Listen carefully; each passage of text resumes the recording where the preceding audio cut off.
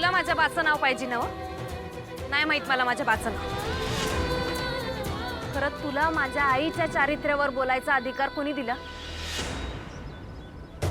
तुम्ही सगळी. तुम्हाला लई मोठा प्रश्न पडलाय ना माझा बा कोण आहे?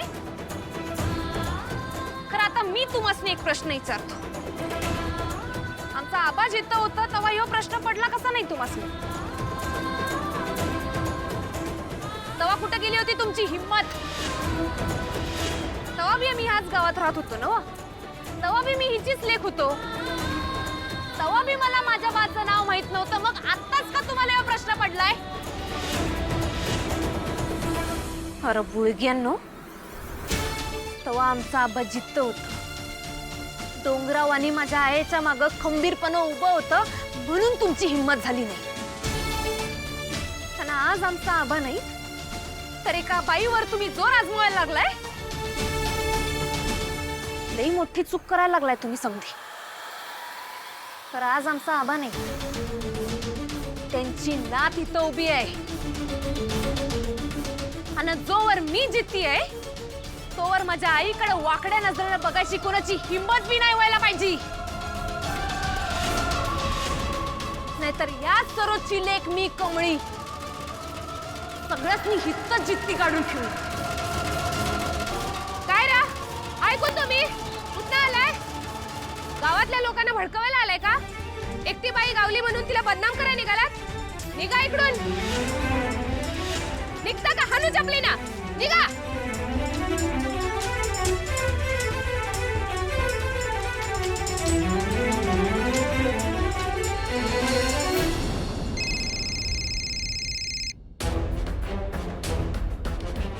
हॅलो, हा बोल. हो, इकडे सगळं व्यवस्थित चाललं होतं, पण ऐन वेळी ती कमळी नेऊन अख्खा गेम फिरवला. अरे काय आहे मूर्ख लेखाचे. एक काम सांगितलं होतं ते पण धड जमत नाहीये का तुम्हाला? हो मॅडम, मी माणसाला भडकवतो ना मॅडम. काही गरज नाहीये त्याची. वराती मागून खोडे कशाला हवेत? आणि लक्षात घे, आता गर्दीची गरज नाही. आता फक्त एक ठिणगी हवी आहे बस.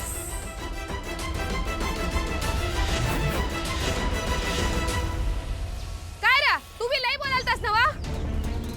कमळे तू घाबरू नको, आम्ही हाय तुझ्या संग. होय, कमळी बरोबर बोलतीय. वय बरोबर आहे तिचं. यो सरळ सरळ सर्वांजवळ अन्याय व्हायलाय.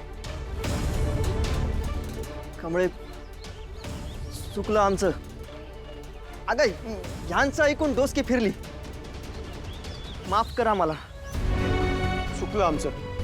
आम्हासनी माफ करा. चला.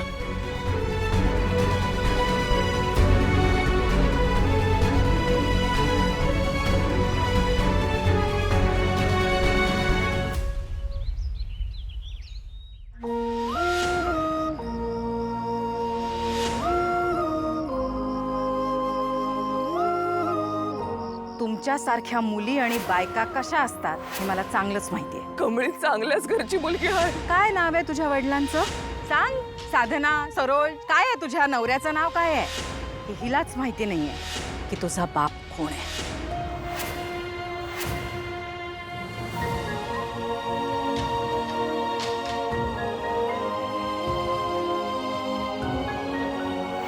मला माहित नाही तुम्हाला या समजासाठी कवा माफ करशील का नाही. खरे एक गोष्ट मी चुकून बी नाही करू शकत. काय बी झालं तरी मी त्या भल्या माणसाचं नाव कधीच नाही घेऊ शकत.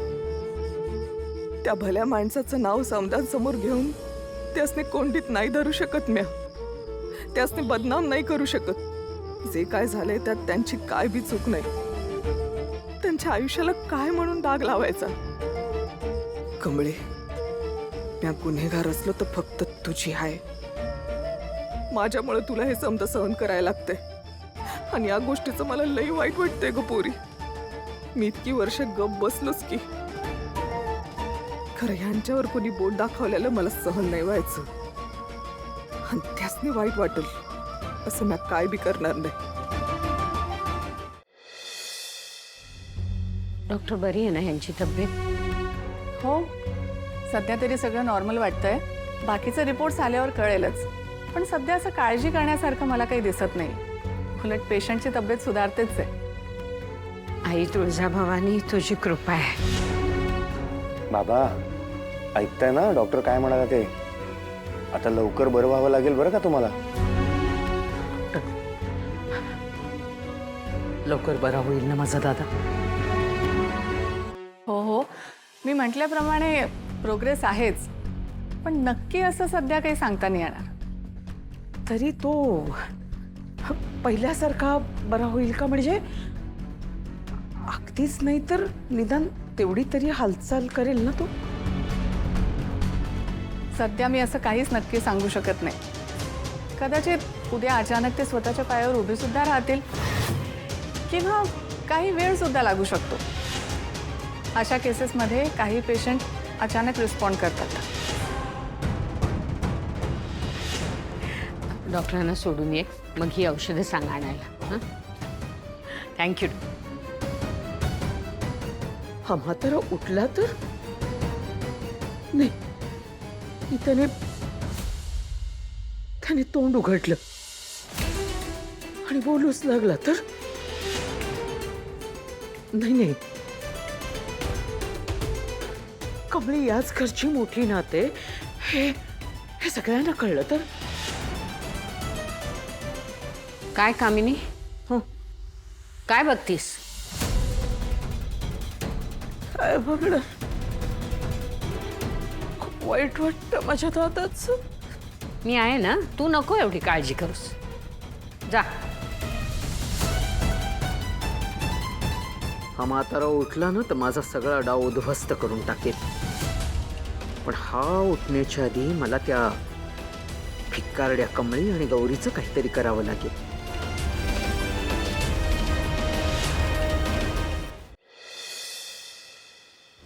कमळे, अगं हे कमळे, कमळे, अगं अख्खं घर सोडून इथं मागच्या बाजूला काय करायलीस तू?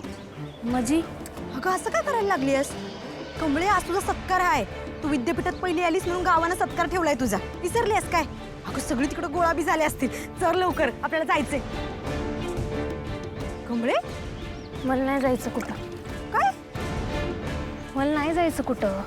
अगं पर का? हे की काल काय झालं तुला माहित नाही का? तर गावातली 30 माणसं माझा सत्कार करणार. अगं जे लोक माझ्या आईला एवढं सगळं बोलल्यात त्यांच्या हातनं मी सत्कार करून घ्यायचा आहे. मला नको हे सत्कार बित्कार.